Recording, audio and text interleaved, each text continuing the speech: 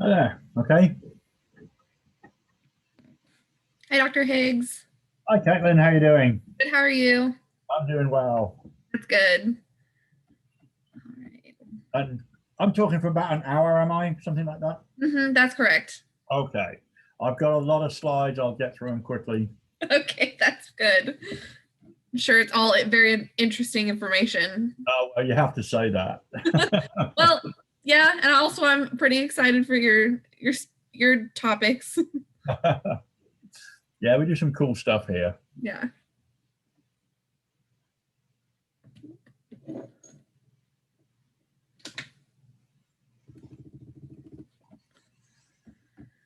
All right. It's going to be an influx of people coming soon. Okay. Yep, there it is. So this is pre-med or pre-vet med? Yes, pre-vet med. Yep. All right. It ranges from freshmen all the way to seniors and undergrad. Oh, neat.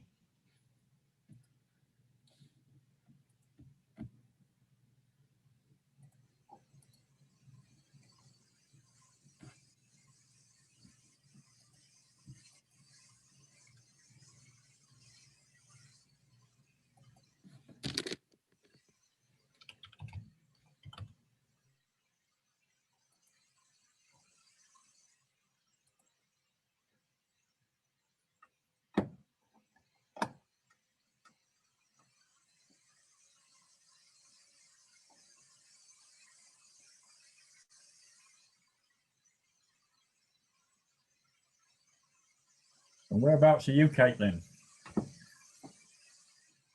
You're muted. I forgot I have muted myself. Currently I'm in Manhattan, but I'm from Wichita originally. Oh, okay. Mm-hmm.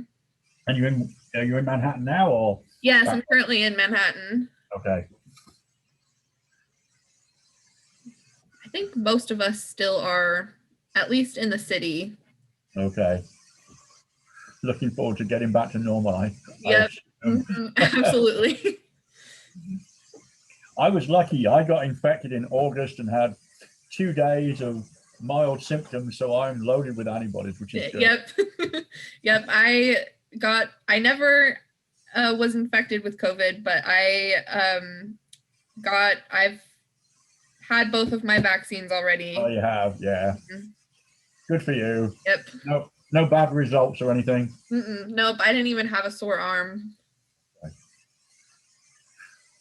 I can't believe that people are sort of surprised. You stick a needle in your muscles, intramuscular injection, and fill the space with fluid. Yeah, you expect a sore arm. Yeah. Yep. Nope. Nothing like that.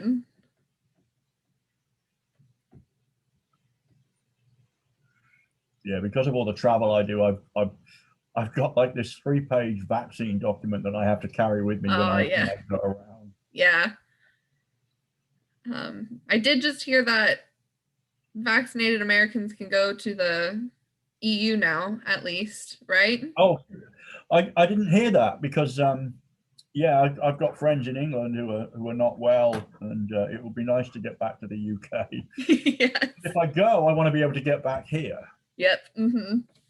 Yeah, I know that the CDC is still. I haven't looked at the list. I know that they just recently came out with a new list about not restricting, but staying away from certain countries, but that the EU itself has said that Americans that have been vaccinated can come. Okay. And go. Prove it. Yeah, I had a friend last week who was going to Minnesota, and Kansas suddenly slapped on a quarantine rule. If she'd have gone, she'd have had to have stayed at home for 2 weeks. So she canceled her trip. Oh. Hopefully it wasn't anything important. No, it was just fun, I think. Yeah. Which is important, but Yeah, still wanted to go. Yeah.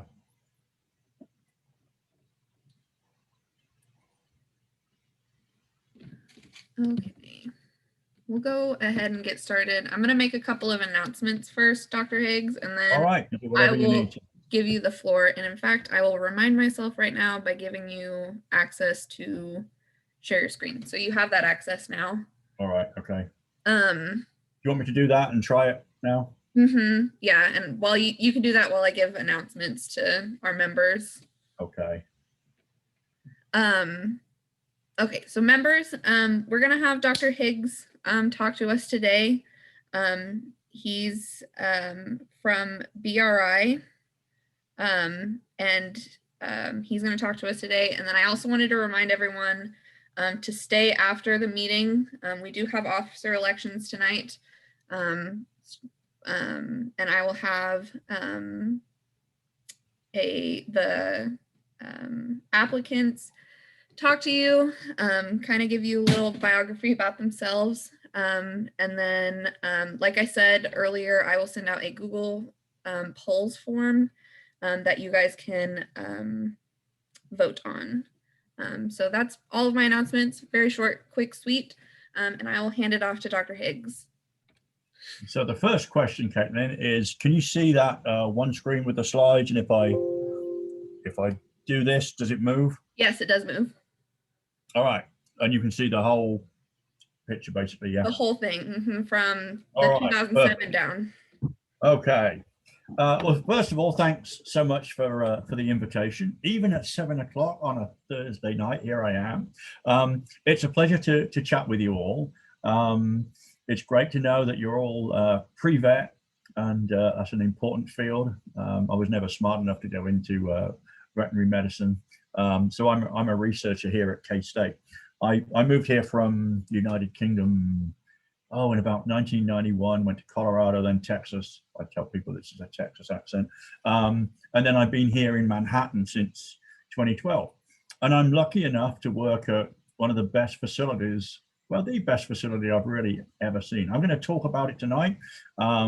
We do a lot of animal research here at the lab. We're very proud of that. I mean, we do research on animals to save the lives of animals and to save the lives of people. So that's how we justify it. So let me tell you about the place. It's the Biosecurity Research Institute here in Manhattan, right next to VetMed. Construction was completed in 2007. We cost $55 million to build and about $6 million a year to operate. So we've been doing research since about 2009. What do? We do research on diseases of livestock, cows, pigs, sheep, chickens. I've got a whole bunch of pigs here at the moment. And then zoonotic diseases, so things that infect people, diseases of plants, and foodborne diseases. You may have heard of NBAF. Actually, if most of you are in Manhattan, you know the massive building just up on the hill over there. And I'll mention that a few times because there is definitely opportunities for veterinarians there. They're going to work on 7 viruses, and we work on about 20 already. This is a bird's eye view of the building. I'm pointing to this red barrier here. That is our containment barrier. So that's where all of the work is done on infectious diseases. We're truly unique that we're kind of a one of a kind facility because under one roof, we do research on foodborne pathogens, on plant diseases, and this whole area here is really dedicated to the diseases and the pathogens that infect animals. We've got a large agricultural BSL-3 agricultural area, and right in the middle, we work with mosquitoes. This is a typical sort of platform of all of these buildings. Basically, it's like a sandwich. In the middle, we do all of the research and the administration. Oh, I did that. Above us, we do air handling. Below us, we do waste treatment. So the first thing we think about, and the thing we think about all the time, is safety and security because of what we do. So the design of the building and the way it's operated is essentially designed to keep what we work with inside. All of the air in the building is filtered. This is a picture of what we call the penthouse. People come here and their allergies disappear because the air is so pure. We move a column of air as big as a football field and as tall as the highest building in the world every single day, and it's all filtered. In the basement area, we have these massive tanks. You can see the little guy there next to these tanks. These are 4,000 gallon tanks. So all of our liquid waste goes into those tanks, and it's basically sterilized by boiling. Then we have this tissue digester. I'll show you more about that in a minute. Who works here? I've got about 38 people here who work for me to support the research and keep it safe. But these are the researchers, and they're from different departments, different colleges, but the vast majority of them in this sort of pink area here are from the College of Vet Med. So that is most of the people that work here, basically, and I'll tell you about their research. Then we have other groups as well, but that's the most of the people that are doing research. They've raised about $151 million over the last 10 years, which is pretty darn good. This is a group here called the National Agricultural Biosecurity Center. It works with the Department of Homeland Security, the Department of Agriculture, FEMA, and they're actually running a tabletop exercise in May. What they do is they are preparing the country for bad things that might happen. So typically they've been working on foot and mouth disease, but the next exercise is on something called African swine fever, which is spreading around the world and is killing millions of pigs around the world. So that's that group, and they go around Kansas and Nebraska, Missouri, and actually train first responders. They work with veterinarians. You can see them there with some poor soul in a big rubber suit, pretending that he's been handling contaminated animals. So they do that training. This is a relatively new group. It's with Jürgen Richt and Philip Hardwick. So they got over $11 million through the College of Vet Med from the National Institutes of Health to set up this new group called the Center on Emerging and Zoonotic Infectious Diseases. They're working on different projects. They're working with different faculty. Several of the people in that group for that $11 million for 5 years are actually working here at the BRI. This is a government group. It's based here in Manhattan. It's called ABADRU for short, the Arthroid-Borne Animal Disease Research Unit. So they are the government's experts on pathogens that infect livestock, which are transmitted by insects and ticks. And so they've been here in Manhattan since about 2009. They were based in Laramie, Wyoming. If any of you are from Wyoming, their lab was in the middle of nowhere.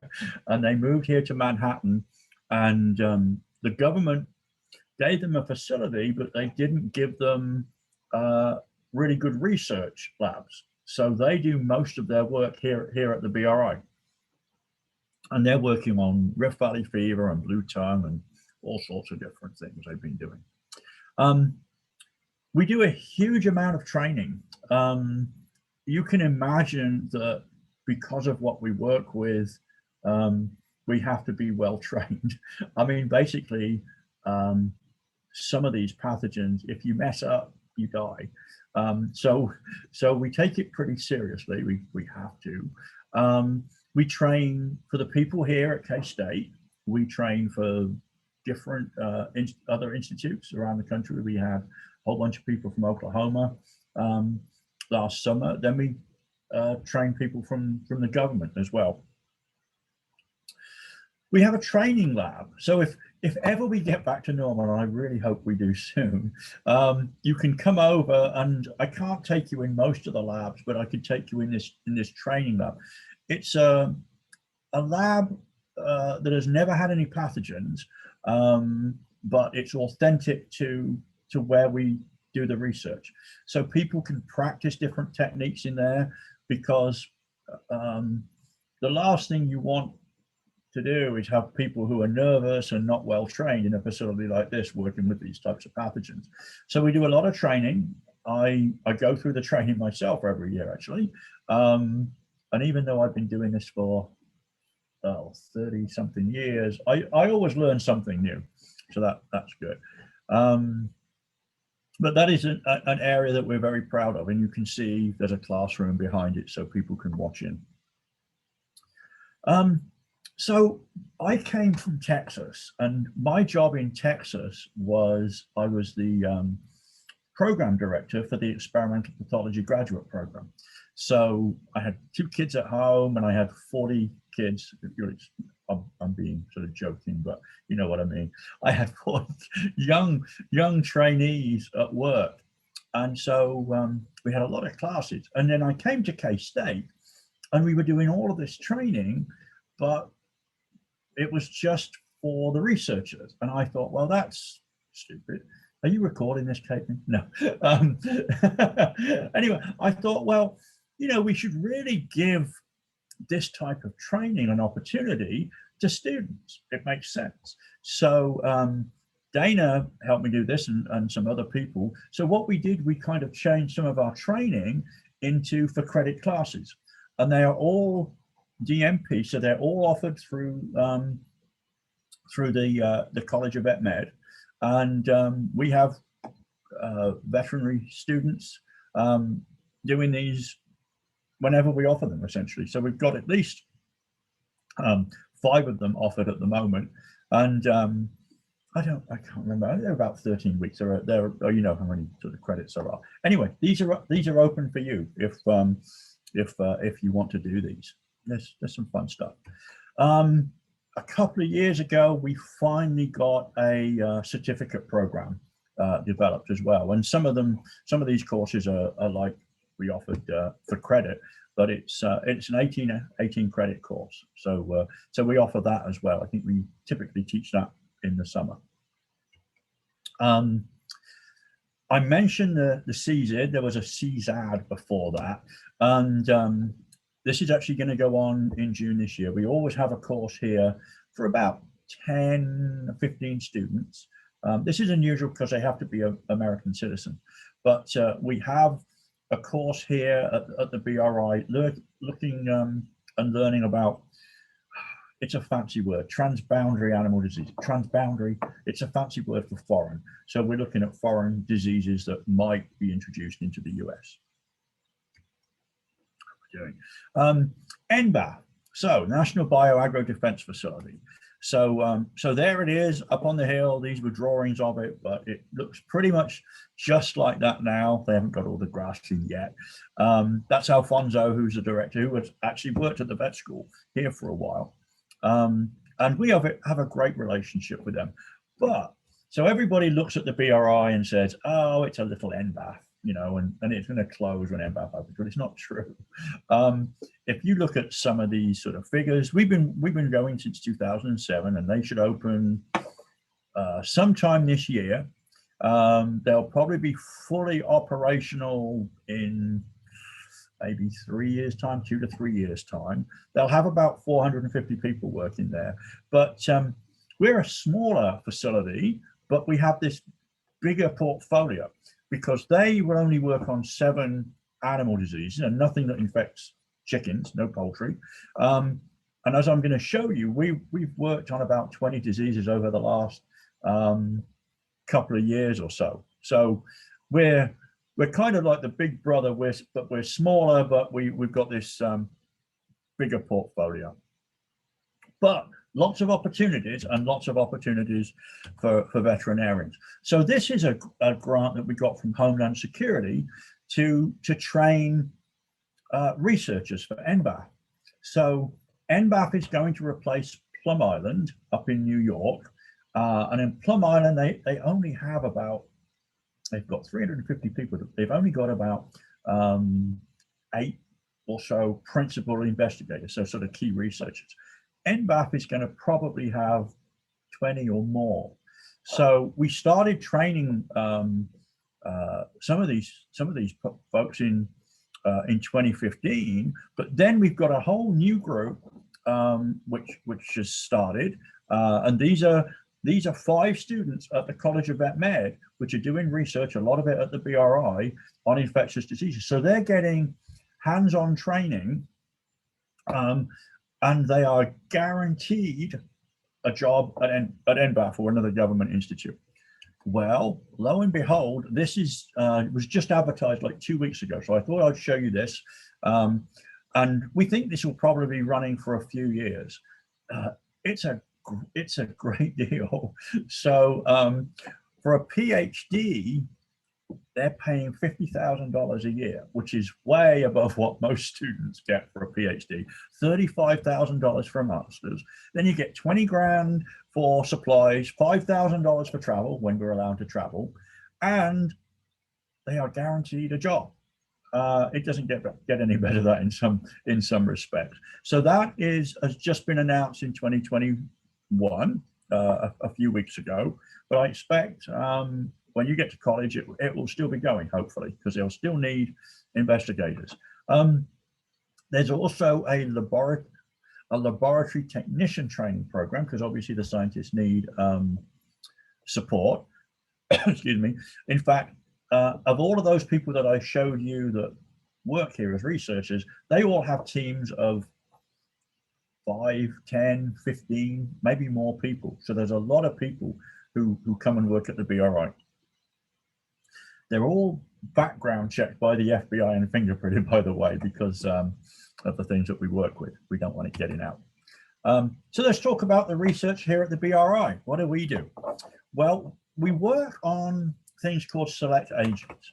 So after 9/11, the US government, in their wisdom, said, you know what, there's some diseases and there's some pathogens out there that some people shouldn't be working with. So these are some of the agents that have been weaponized.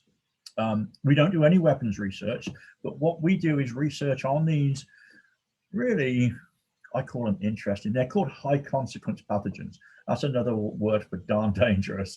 So we do some research on these pathogens, but we're looking at basic biology, diagnostics, vaccines, therapeutics. So no weapons research, but we're doing research on the agents. Now you're not going to read this, and I can say everybody in the world seems to have my email address based on the number of emails I get a day. If you want more information, just email me.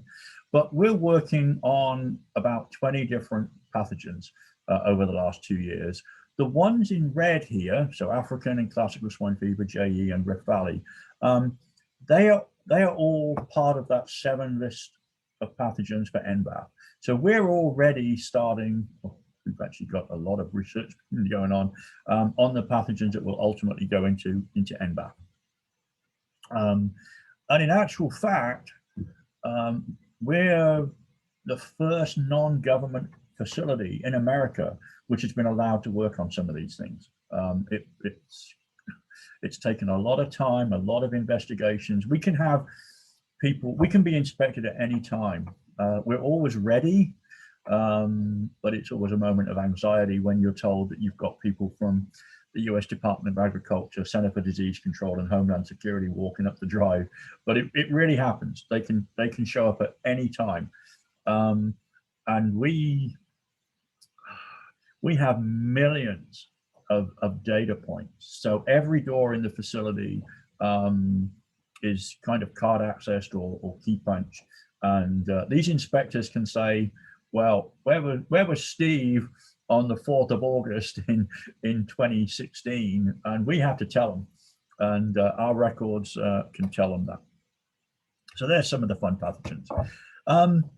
Plant pathogens, we've been working on this thing called wheat blast since 2009. And Australia is so concerned about this pathogen that they won't let it in the country, but they will pay us to do research on their varieties of wheat, because the only way you treat this disease is by burning the crops, which is not really good for food stability and food security. So we've been working on that for a long time. Now, what has a plant disease got to do with animals, you might wonder? Well, I mean, yeah, okay, so we all have to eat, but this is a truly weird pathogen. So this is a bacteria. You see this? Okay, you can see the sleeping sheep here, right? So this is a bacteria which is transmitted by worms that wiggle through the soil, and they bore into the roots of grass and they infect the grass with this bacteria. when the plants are infected with this, at the head of the grass, it produces like a gall. In that gall is a toxin which is more lethal to livestock than ricin. So this sleeping sheep has died because it ate the grass infected by this thing. So this is sort of Mother Nature being very creative or evil, I don't know, here. So this is one of the weird plant diseases. And like I say, hardly anybody does research on this particular weird thing. The concern is that the type of ryegrass that we have in the US and that we feed livestock on is susceptible to this disease. So that's why we're doing that. And then Jim, he has a plant biosecurity course most years. Last year wasn't one of the years, where we have I don't know, about 20 people from maybe 7 or 8 different countries coming in to learn about this. So we have a food wing. This is a picture of just part of it. This is a carcass washer. So this is what you find in slaughterhouses. We can bring animals in on the hoof. We have to go through a lot of paperwork and approval processes to do this, but we can bring animals in on the hoof. We can slaughter them to USDA standards, and then we can actually process them into meat, which we don't sell, you'll be glad to know. And we've got this chamber here, and we've got this carcass washer. One of the studies we did was for the Department of Defense. So our deployed servicemen, when they're overseas, eat food which is sourced locally. And there was a concern that they could be poisoned. And so what you see here is us producing ground beef with just one extra ingredient, and that ingredient was anthrax. So we were doing research for the Department of Defense, looking at their detection technologies of could they test the food that they get overseas and make sure that it didn't have anthrax in it. Generally a good thing to know when you're going to eat. This is that square chamber I showed you. So what we can do is we can hang half a side of beef in this chamber, electrostatically charge it, and then this was just a fluorescent dye, and then we can spray pathogens onto it. And then you can take it through that carcass washer and see if the sort of processes that they use in a slaughterhouse would actually get rid of that different contamination. So Randy Phoebus and his group have been working on sugar toxin producing E. coli and salmonella and that sort of thing that you really don't want to get. So this is what they've been doing.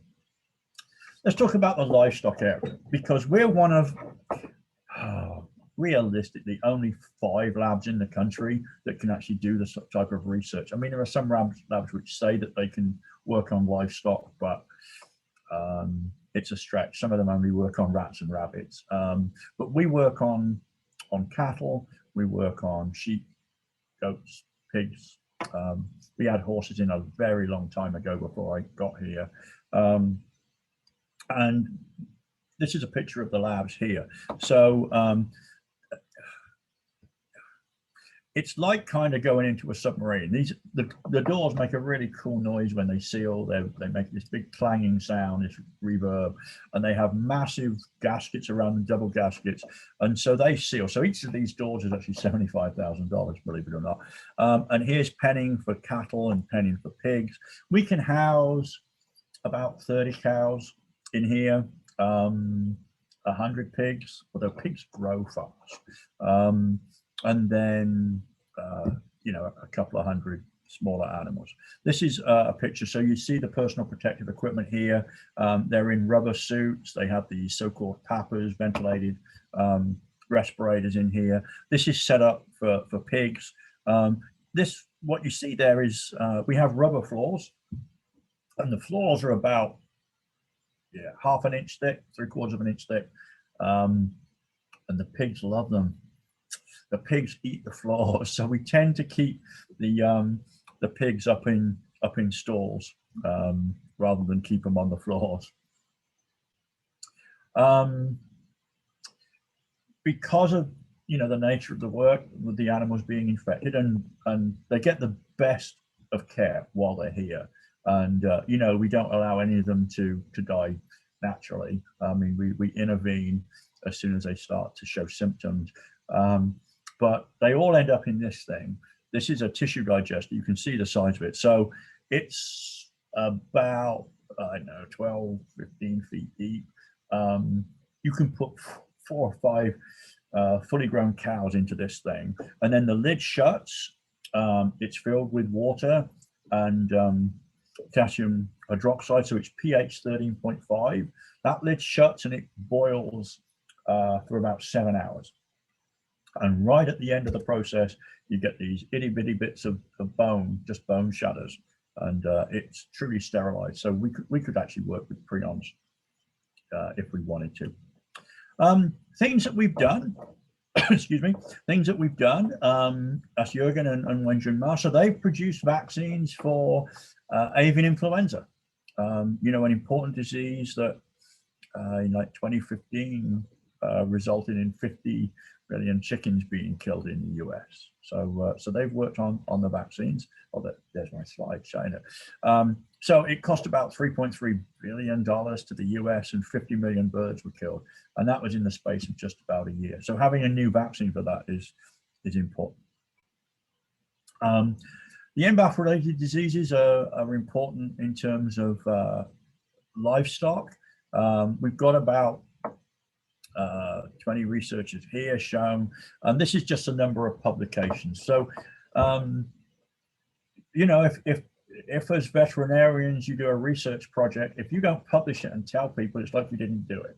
So part of the way that we measure success and promotion, tenure, and everything like that for faculty is publications in good journals. So we've been producing a lot of publications, and that's just on the NBAF diseases. I actually had deer in here about a month ago.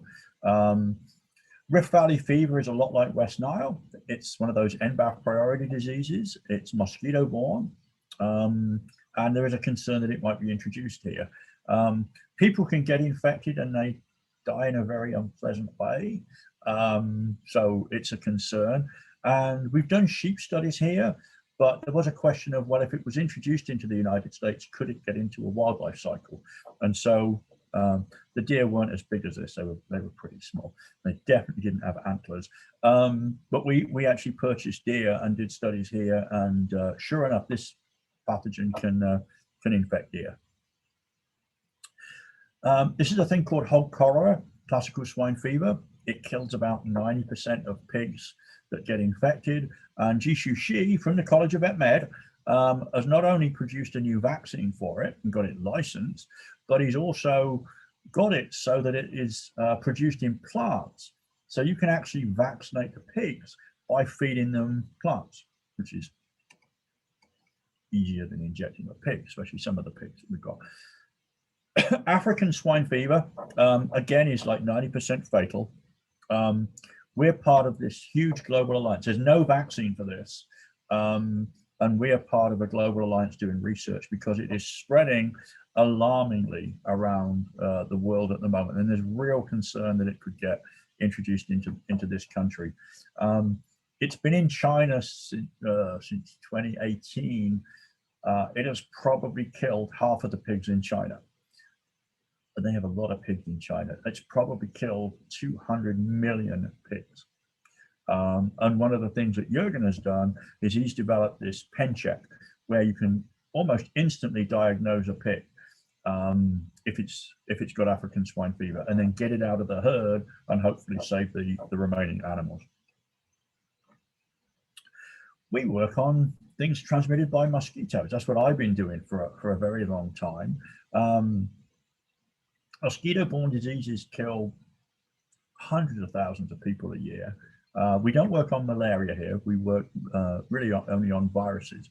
But we rear mosquitoes here. So we've got a room where we rear, I think, 5 species of mosquito at the moment. You can see these are little pans of larvae. and then these are cages of mosquitoes. And then when we want to do the research, what we do is they transfer them into this high containment insectary. You can see all stainless steel and mesh here. And that's where we do our research. When we're working with mosquitoes, we have to account for every one of them. So we don't name them, but we have to count them. And we count them repeatedly during the course of, say, the 3-week or 4-week experiment. We've been working on Rift Valley fever. We've been actually working on a Rift Valley fever vaccine. And one of the ways that we've been working on this is, you can see these are, I will say this carefully, these are shaved sheep. And what we were doing here was we had infected mosquitoes with a virus called Cache Valley, and we were transmitting the virus to the sheep naturally, which is important because when a mosquito transmits a virus to you or to an animal, it alters the immune system and can actually make the disease worse. So it is not the same as if you inject it with a needle. That's why we were doing that. We've worked on Japanese encephalitis virus, which is another NBAF priority disease. We did the first studies since the 1940s in American mosquitoes. And then we did the first ever studies on Japanese encephalitis in the United States in pigs. So pigs are the amplifying host in Asia. We really wanted to get wild boar here, and it's against the law. So we couldn't actually, we told the government, look, we're not going to let these pigs go. But they said, no, you can't have wild pigs in Kansas in containment. They have a control program where they shoot them from helicopters. So we had to get these little Sinclair pigs, which are small, miniature, very hairy, in my opinion, rather aggressive pigs. But they're similar to wild pigs. So we did the studies in those, and lo and behold, yes, we can infect them with that. So we know if Japanese encephalitis came here, we've got susceptible people, we've got susceptible birds, and we've got susceptible pigs. So you could get a transmission cycle develop. We do not do any research on monkeys. We have no primate capability here, and it's not something I would want to do. But obviously some of these diseases are pathogenic to humans, and so we do work with a company that has primate facilities, and this was working on Zika virus, which of course was causing terrible deforming diseases in young babies and killing a lot of people a few years ago. And so this company was trying to develop a vaccine, and those vaccines had to be tested in monkeys, and so we were the ones that produced a relatively large amount of virus that we shipped to them to do that. The equine viruses, Western equine encephalitis, Venezuelan equine, Eastern equine, which does occur in the US and kills horses every year, are also agents that have been developed for biowarfare and potentially bioterrorism. And so we have done some of the work on these equine encephalitis viruses, and people die.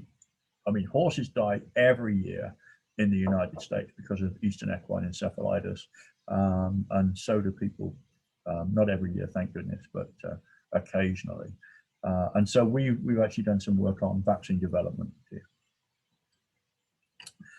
Well, we were going along pretty busily and nicely at this time last year, and then things started to change.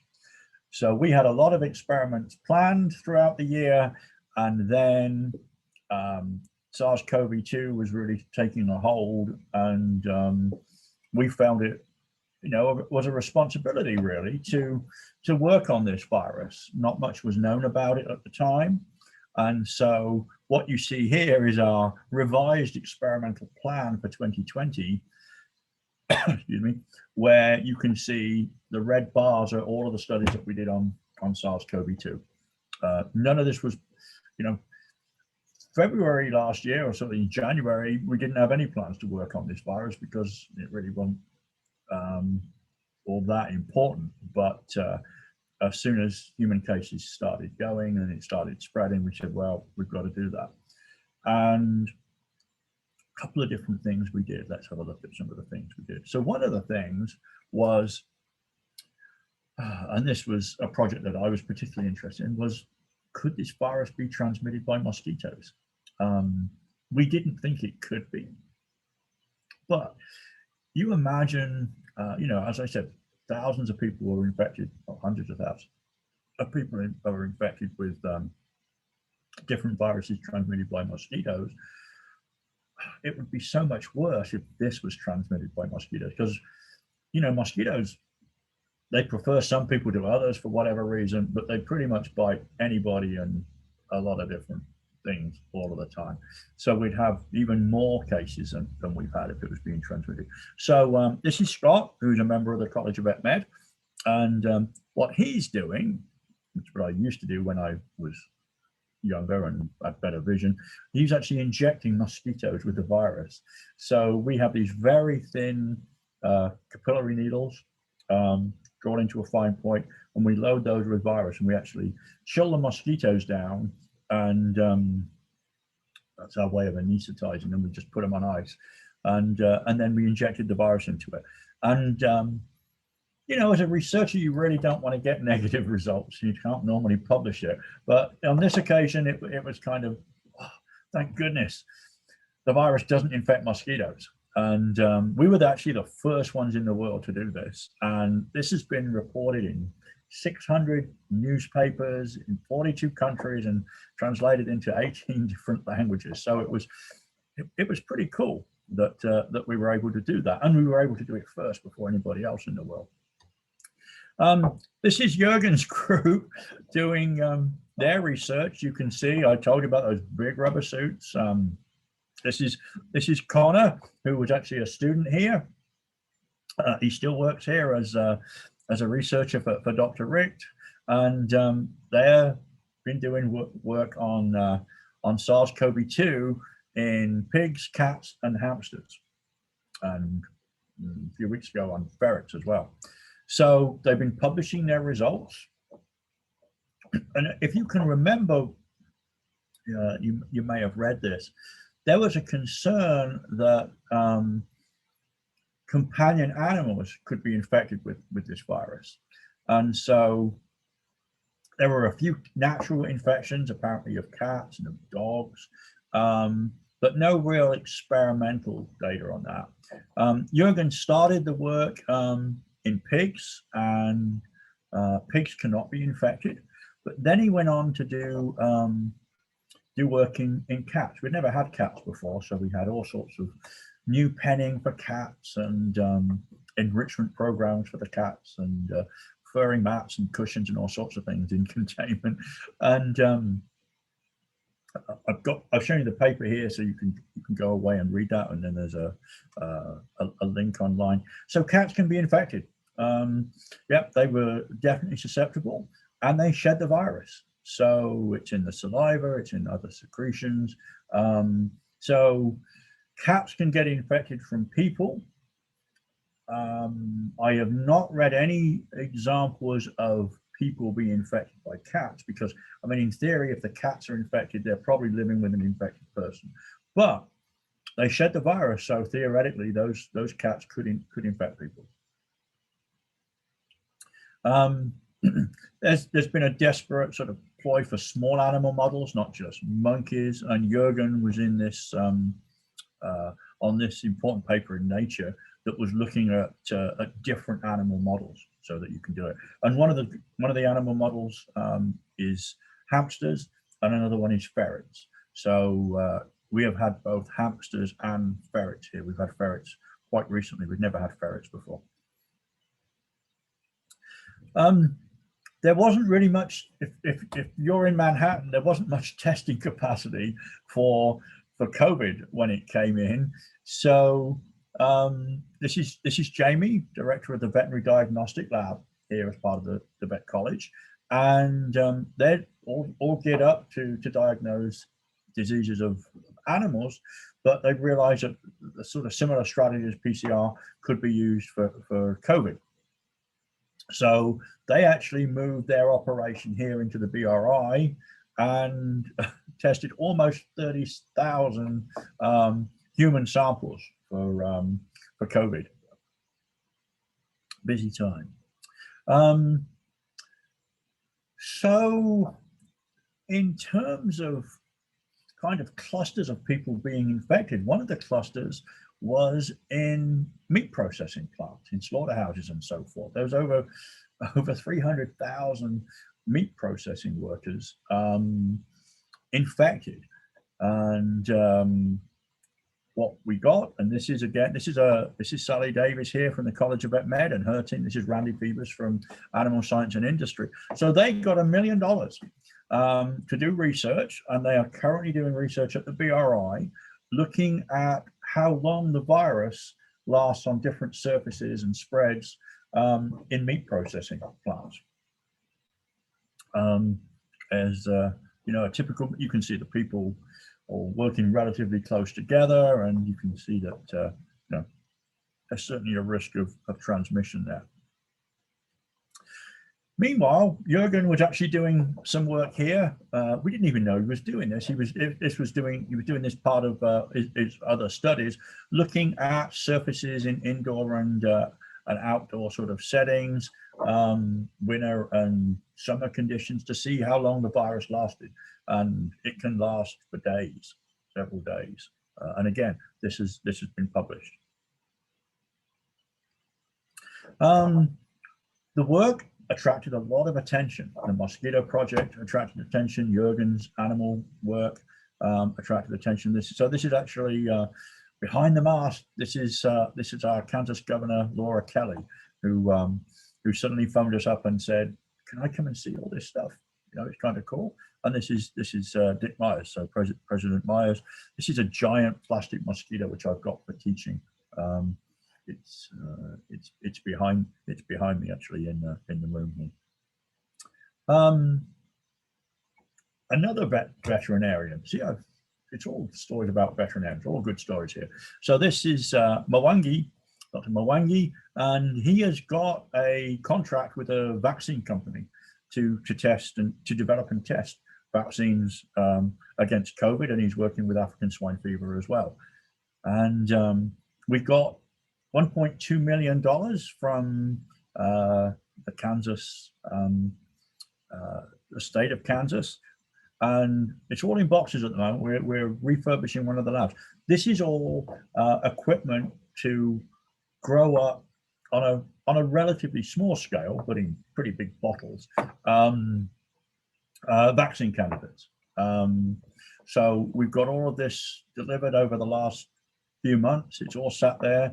We're having to refurbish the room. We're actually going to build rooms within rooms, and so that should be operational fairly soon, we hope. What's next? We don't know. I mean, the beauty of being here and having such good researchers in the College of Vet Med is that we're fairly nimble. You know, I think if this had been a government lab, to be honest, it would have taken a lot longer to get everything figured out, to do the research on COVID. But Kansas State was great. We had great support from the president, who said, change part of your program. This is too important. This is a priority. We had wonderful people at the pre-awards and the biosafety and the animal care and use committees, because we were developing protocols and experimental plans like crazy people here. And you know, we had the experience, but it all had to be reviewed. So they were meeting to approve those. So whatever's next, I don't know what it'll be. If I did, I'd be well funded, and I'm never going to be rich, but I'd be well funded for sure. But I think whatever it is, we'll be ready. There are definitely hot spots where these things occur, as shown in yellow, just like sort of Asia and China seem to be the melting pots for some of these diseases. So we hope there isn't anything bad coming around, but we know there is. We never seem to be prepared for it, unfortunately, but we'll be ready to do that research when needs be. We're government experts, which is nice. The US government occasionally asks us to go up to Washington, not recently, but you know, a number of us from K-State have been sort of on expert panels, which is cool, kind of frightening actually, but also cool. We normally have a lot of visitors. For those of you who are true Kansans, K-Staters, you know, I am trying to paint the world purple. Normally I have about 1,200 or 1,500 people coming through the BRI. You know, we can't show them the hot labs, but we can show them that the training lab. So I kind of miss them. I'm doing a lot of Zooms at the moment, like tonight, but hopefully we'll get back to normal. We're always looking for partners. We're always looking for industry partners. That's another way of saying we're looking for innovative projects and money. Obviously, we do some contracts with pharmaceutical companies and different people, but we're always looking for new opportunities. I tell everybody that you know, what we do here, what you do as veterinarians really as well, it's too important for politics, it's too important for egos. This is saving animal lives, it's saving human lives. It's what we do. And you may be an expert in something, but you're never an expert in everything. So sort of, you have to work in teams, you have to be ethical, you have to be nice. You know, I've always said, you know, we try and share everything that the government will let us share, and we try and share it as quickly as possible, the data and the sort of things that we produce. It's sort of what we are, which is good. This was a meal that I had in Illinois, believe it or not. And so I mean, I had this meal, just fantastic, and it made me think. This is what I can eat with the BRI. We've got beef, the pork, the vegetables, the dairy, the cereals, the poultry, and this is what I might have been left with if it wasn't for the research that we do here. You know, the research that we do keeps the food on the table, and that's pretty important. And I'm English. You know, you look up a vegetable in an English dictionary and it shows a potato, basically. But the other food groups are important as well that I depend on.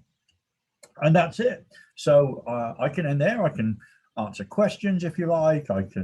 You can email me questions. Caitlin has my email. Like I say, it feels like sometimes like everybody in the world has emails. But thanks for sitting with me tonight here in my little office surrounded by microscopes and plastic mosquitoes, and it was a pleasure to join you. Thanks, Caitlin. Thank you. See, I told you it would be interesting. You didn't say weird, did you? No, I didn't. No. You know, this type of work isn't for everybody, but it's fun. Yes, it's definitely interesting, and it sparks a bit of inspiration, at least for me. Yeah. Oh, thank you. Mm-hmm. Does anybody have any questions at all? I will admit most of the time they are a little quiet. Not a problem. I guess other than the classes that you guys have created for undergrads and stuff, is there any other opportunities that undergrads would have with the biosecurity research? So the truth is that most of our projects are, you know, say a year long, I mean, a few months long. They take a lot of planning. And so we have a lot of graduate students here. We've got some graduate students who have done their whole project here. I've got one or two undergraduates that help us with computers and other activities in the office. The problem is with undergraduates, and I'm not being rude here, I hope, usually. The problem is that you're darn busy doing classes, but also by the time we've got you background checked and fingerprinted and taken into account the length of the project, it's difficult to get undergraduates in here for the length of time that they can actually dedicate to the work. I mean, to be honest, even the undergraduates that I've got helping with computers and biosafety, they've got more important things to do, like classes. I've got two undergraduates here at college, and they're busy, and you can't sort of start off a project and have a student suddenly say, oh, well, I know you've got to take those samples every day for the next 3 weeks, but I need to have every Wednesday and Tuesday afternoon off, and I can't come in Thursday evening. So I would love to have more undergraduates here. And if as an undergraduate, you can approach one of those professors that I showed at the beginning, there's like, 10 of them from the vet school, and they take you on, that's the way to get in here.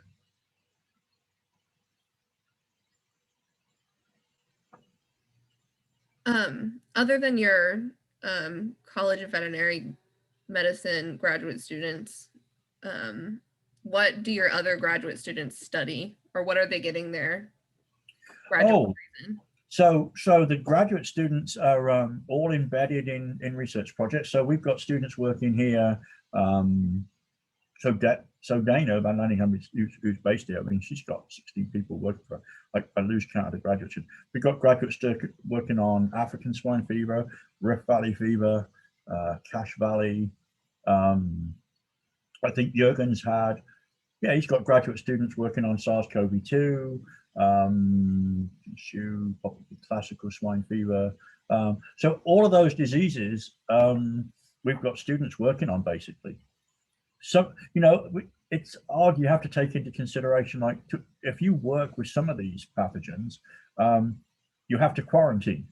So if you work with African swine fever, I'll give you a better example. Avian, so highly pathogenic avian influenza. If you work with that and you've got a bird at home or chickens, you can't get near them for 5 days every time you work with the virus. So that is sometimes a problem. We've got employees here who have small holdings, and we just can't let them go into containment and work with these pathogens if we know they're going home to feed the chickens. We had one guy here who had all sorts of exotic birds. He had all sorts of cool parrots, and so we couldn't work on any of the chicken projects. Fair enough. Yeah. Any other questions from anybody?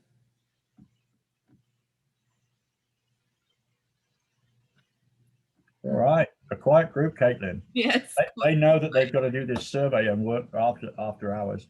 Yep.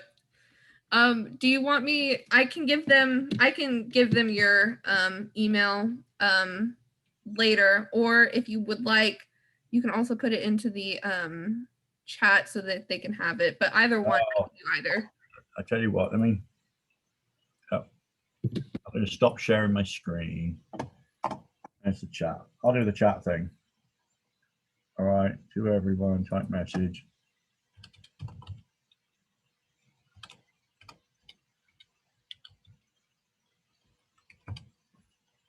There you go. Okay. All right, you've got me. Yep, we've got it. And they can send you questions, comments, concerns, all of those. All right. Thank you, Dr. Higgs. All right. Take care. Thanks for the invitation. Bye, Caitlin. All right. Bye, everybody. Dr. Higgs. Thank you. See ya.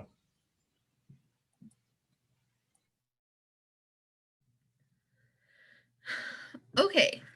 Now, let me share my screen and make the PowerPoint big. We're going to do officer elections first, and then we'll go ahead and do officer reports. So let me make the PowerPoint big first.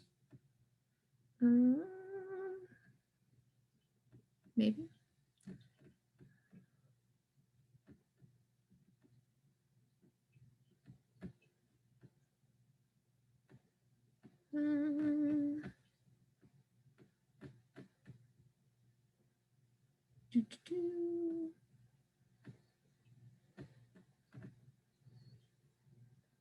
Oh, never mind. I'm just gonna show you the PowerPoint, and then I will let each of the applicants talk about themselves really fast. Currently, we only have 5. And then I would like to say we do have quite a people out of the 5 people applying for the vice presidency. If you don't make it, as I've told you guys already, you can apply for another position. And then for all of the other positions that are still open, and I will make a list once once we confirm the ones that we're doing tonight with the Google poll that I'll send out on the GroupMe. I will share with you the officer positions that are left.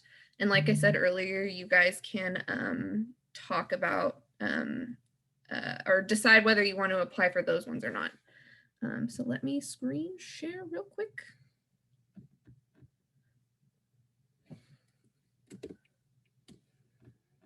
All right. First up, we have Weston. Hi, everybody. I hope you guys can hear me fine. I'm in the library, so I'm keeping my voice down a little bit. I am originally from Wichita, Kansas, and I'm applying for president, vice president, and treasurer. This year, I'll be a senior in animal science. I have previously been the community service chair, and I am currently the treasurer. And other officer positions that I've been in include clubs such as Horsemen's Association and Alpha Phi Omega Horsemen's Association. I've been both a social media and treasurer, and Alpha Phi Omega, I am the treasurer and I know the name of it, I swear, the fellowship vice president. And I really enjoy like bringing in new experiences to these clubs and just like trying new things. So I'm hoping that you guys will consider me for one of these positions too, so I can bring in the, or try to mix things up a little bit. Thank you.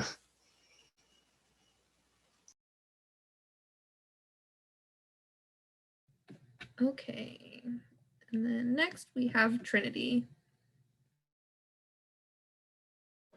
Okay. Hi, everyone. My name is Trinity Poff. I'm currently your fundraising chair, and I'm running for vice president. I also grew up in Wichita, Kansas, and I've always dreamed of being a veterinarian, specifically small animal. I've owned many different types of animals, so like dogs, cats, a horse, hermit crabs, rabbits, ducks, and some fish. I have a fish right now. A fun fact about me, my dogs and I absolutely love the lake. Like you can catch us at the lake every weekend during the summer. I believe I'm qualified for vice president because I've held many different positions in my sorority, and right now I'm currently the t-shirt chair for my sorority. In doing so, I hope to increase the member status of Pre-Vet Club.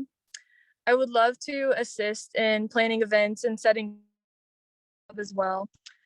And then I'm just excited to be involved, I guess, again, if I'm able to, and help grow the club. I know this year was hard because of COVID, interact with people and get to know your fellow pre-vet people. But next year, I hope that we can all get to know each other and create a strong bond. So thanks for your time, guys, and I hope the end of your semester goes well. Okay, and then next we have Grace. Hi guys, I'm Grace. I'm running for treasurer or fundraising chair. I am currently one of the fundraising chairs with Trinity. I am originally from Houston, Texas. I'm here because I'm in the early admit program at K-State's vet school. I want to be a equine internal medicine specialist. We'll see how that ends up going. But yeah, anyways, I do think I'm qualified for this position because I'm currently a treasurer for another club and I hold 2 other officer positions, as well as I have been involved with being an officer for this club for a year. So I understand how things work and I think I could better help try to get our member status up and create more social events and be really good with the monetary things so we can get more events for y'all and provide things for y'all. So yeah, please consider me for treasurer. Okay, and then second to last, sorry, we have Maya. Hi. Okay, I'm Maya. I'm running for vice president and treasurer. I'm from Kansas City and I'm a transfer student to K-State. So this is technically only my second semester here, but I am a junior. I'm going to be a senior next semester in animal science pre-vet. My goal for life one day is to own a small animal ER specialty type clinic. I really want to do emergency medicine. Fun fact about me, I tell everybody I have a zoo at my house because I have lots of animals. I have a golden retriever, 2 cats, and 2 lizards. Excuse me. So I believe I'm qualified for both of these positions because I am a great leader and I'm very outgoing and I'm able to work well with others and able to put activities and stuff type of stuff together for people and make sure that everybody's able to understand what we're doing. I'm very organized when it comes to papers and keeping tabs on like finances and stuff. In high school, I was in charge of all of our choir fundraisers, which allowed us to have multiple trips to different places. So I'm able to be very organized as well as have great teamwork with others. Okay, and then now lastly, we have Chloe. Hi guys, I'm Chloe Langer. I'm applying for the zoo liaison position. I'm from Orland Park, Illinois, not Kansas, but that's okay. I want to do this position because I love the zoo calls that we've had, and I love just going to the zoo. And my long-term goal is to do like exotics or like zoo medicine, so like working at a zoo. I'm going to be a sophomore next year in animal science, and I currently am on my hall council, and I'm part of ARH and Student Union Ambassadors. So like helping planning with events is like something that I'm really good at, and so being able to like take it into this club and plan like the zoo events and like get good information on like what's going on with the zoos would be a really great thing to be able to do. And I also have a zoo at home. Well, it's kind of more of like a menagerie, as my parents call it. So they call me Dr. Doolittle almost because I have so many pets. So working with zoo animals and just being able to get in like contact with the zoos would be a great thing. So thank you for considering me for this position. Okay, and then those are the people that are running that I have biographies from.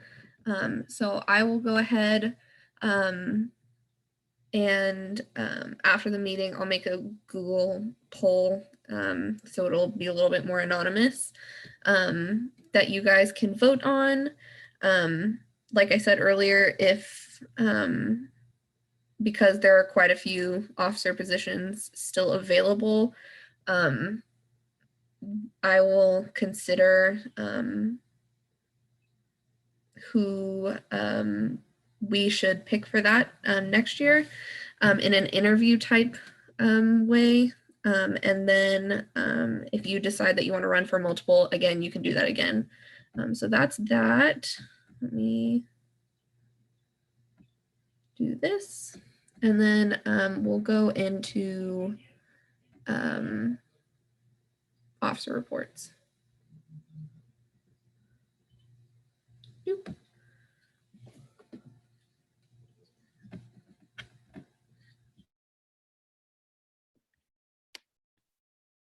Okay, so for community service, still you can send in your independent volunteer experiences, get a point to send them to me or Jordan. You can also this Sunday from 10 a.m. to 12 p.m. Hope Ranch, just DM me and Jordan if you want to go. So yeah, I think that's it. Yeah, so pretty much I think that's the last. I think there's one more hiking event, and then other than that, we're pretty done for the semester. Okay, that sounds good. Now I believe I tried doing this last at our last meeting. But now, Kylie, correct me if I'm wrong again. This is our last general body meeting of the year. It's been, thanks, Kylie. It's been fun. I know it's been stressful and weird and out of whack, especially not only for the people that have been in pre-vet before and know how it's supposed to run, but I'm sure it's been absolutely bonkers for the people, for freshmen and incoming people to the club. So I'm glad that you guys all hung around this semester. And I know it's been weird. So I just want to thank you guys for being patient and kind of writing it out with us. Thanks again. I'm sure all of the other officers will echo this and just saying thank you. I'll send that Google link out to you guys on the GroupMe so that you guys can vote. And then, like I said, if any of you guys want to run for any of the other ones, please let me know and we can set up something so that we can do an interview. So thanks, guys.